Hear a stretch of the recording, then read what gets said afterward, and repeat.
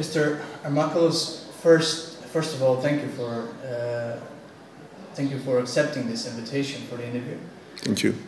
I won't go into roundabouts about explaining the issue between the two countries. I would just like a straight answer from you. What's the basic problem between the two countries that are neighboring countries?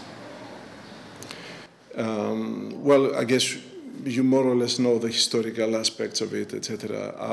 Right now, the main sticking point between the two sides seems to be not so much what specific name will be agreed upon, because I think more or less this has been settled, but what will be the extent of the use. So whether this will be only for international use or also will extend to all domestic uses. So the Skopje side, the government in Skopje want this mainly to be for international use, whereas the government in Athens would like the name to effectively apply to every use, including domestic use. And in that respect, the Greek side, the Athens side, would want to see a change in the constitution that would reflect exactly the full change of the name of the country, both international and domestic. The question of the constitution is also one of the core problems, but I think is a consequence of the question of the scope of the use, the extent of the use. But why would the Greek side want a change of constitution here? Is it because of the Juvendentism that is somehow changed in the constitution in Macedonia, and there is there's no danger of it? Mm-hmm. How do you see that problem? According to the Minister of Foreign Affairs, Kogias, the reason Greece would want to see a change in constitution is because that will be the guarantee that the agreement will be implemented and will not be changed afterwards. So one of the things that the side of the Athens government is arguing is that yes, we trust that the Zaev government will deliver, but maybe the Zaev government will go eventually and a new government will come, and they will want to reverse what has been agreed upon, or they will want maybe even to accuse the previous government, Zaev government, that they acted unconstitutionally. So in that respect, the Athens government considers that a change in constitution would guarantee that any agreement with Greece will not be challenged in the future. And the reason they want to do this beforehand is that that's the only essentially way in negotiating power that Greece has. If your country is accepted in EU and NATO, then there's no other way afterwards for Greece to make sure that the agreement will be implemented. But wouldn't you say that if we have an agreement in terms of international agreement with the UN, isn't that a higher agreement than changing the constitution itself? I think what the government in Athens says is that they want both the agreement. But how do you see it as an analyst? Yes. I think there's no black and white in these things. One of the ways that the two governments could ensure that this will be implemented in the future would be by creating an atmosphere of trust and mutual respect and mutual confidence. So in my view, even if you change the constitution, that's not 100% guarantee if the two countries continue to have unfriendly relations. So for me, the most important thing is that out of this process, we have an outcome that everybody feels comfortable, that no side feels that they are somehow arm twisted or they are somehow blackmailed into something, so that they can feel comfortable to continue implementing the agreement in the future and build relations of trust. I think relations of trust in the context of the process of joining NATO and the EU is the key dimension of a future friendly relations. So in a sense, it's both legal and political. And when I say political, I don't mean just an agreement, political agreement. I mean that the mentalities will have to change, the way that the two countries see each other will have to change. And in the future, we'll have two very good friends rather than two enemies that are trying to find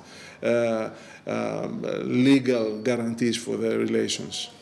When you see the press in Greece, and when you see the statements given by the Ministry of Foreign Affairs and also the opposition in Greece, what do you expect? Do you think that there will come a solution between the two countries? Or because, you know, after every meeting they have, they always give optimistic statements, but we were witnesses of Kodzia's statement for Sky that he said, if there is no agreement, we will not be the one to be blamed. So we have like differences. Yeah,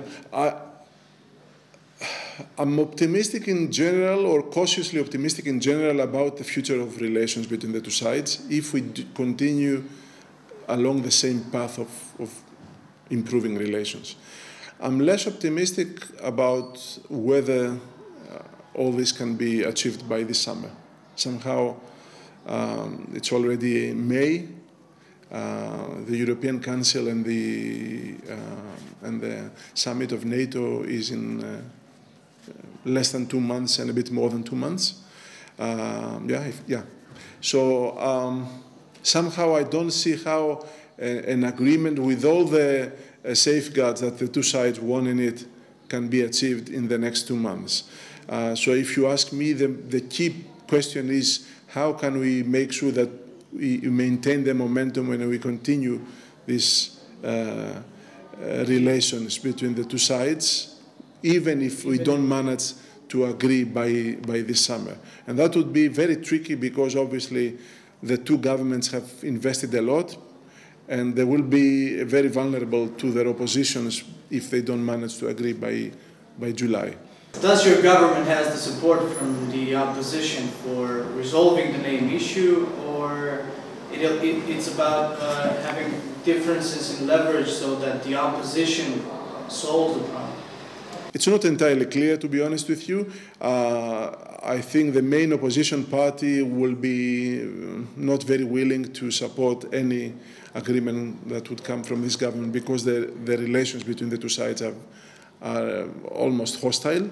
So it would be difficult for me to fathom a situation whereby they would accept to support an agreement, unless if there is some sort of consensus reached between the two leaders of the parties. Smaller parties in the opposition, there is one party which could support an agreement, but again, I think such an agreement will probably need broader support, not just a marginal majority in the parliament. And talking about support, what's the public opinion about it? I mean, people, are they informed well about what's the issue itself? Or you have, because clearly in Macedonia also a lot of people don't know the real problem between the two countries. So if I ask you the public opinion, if a solution comes, will they support it? The public opinion is against any compromise solution. This is clear-cut in my mind. There are various reasons we don't have the time to explain, including the fact that the public opinion is very emotional about this issue because they feel that it touches the core of their identity. Do you feel that it touches the core of the identity? I think there are things done and things said in this side, in your country, that very often offend not only the political personnel but the ordinary Greek, and this has to be resolved. So if we want to create relations of trust and confidence and friendship, our side has to understand what is that your side, what are the sensitivities of your side, but also your side has to understand the sensitivities of the Greek side. So it's a two-way process. And I don't think any side is doing enough to build this environment of trust right now. I think more can be done, both by the governments, but also by the people, by the civil society. Yes, yes. And my last question, and you can be short about it. How do you feel when you walk through the streets of Skopje with all the project that was? Difficult question. It's aesthetically is not something that I find very appealing. The aesthetics of it, the cultural connotations or the identity meaning of it. It's not up to me to decide, because it's it's a decision of the government and the people in this country to say whether they like such identity implications or not. There are some nice aspects of it, but that the city seems more tidy and clean and more taken care of. But it's very controversial for sure. I mean, personally, I don't get easily offended. Let's put it this way. So I'm not offended personally at all. But it's quite controversial. Thank you very much for being a guest for our television. Thanks.